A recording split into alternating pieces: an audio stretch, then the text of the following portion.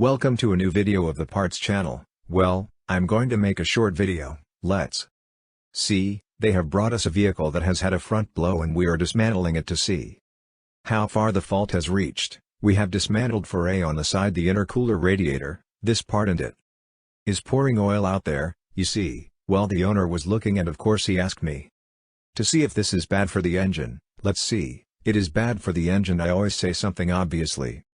The engine oil is always inside the engine. What happens if there is oil in this part? What is the function of the intercooler radiator? You already know that vehicles that have a turbocharger compress the air, but of course, when compressing the air by effect of that own compression, the air heats up. Then there is the intercooler radiator that what it does is to cool that air.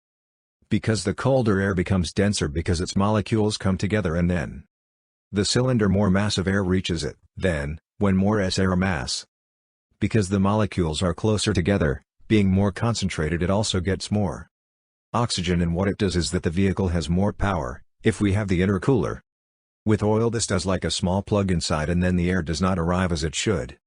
So what it does is that the vehicle loses power, with which it loses performance. And notice that I tell many people, many customers, that it is at the end is the great forgotten. Many people carry the filter of clean air, the collector clean, the injectors also clean. But many times they have the intercooler radiator as a great forgotten and their oil accumulates. And you have to clean it from time to time. Let's see, it can be every 30 or 40,000 kilometers. Clean it and remove all the oil that it has inside. If you have never done it, do the test and you will see the amount of oil that may be in there. And as I say this at the end, what it does is subtract power from the vehicle and subtract performance. It is, well, here you have this short video. If it has been useful for you, do not forget to like and subscribe to the channel.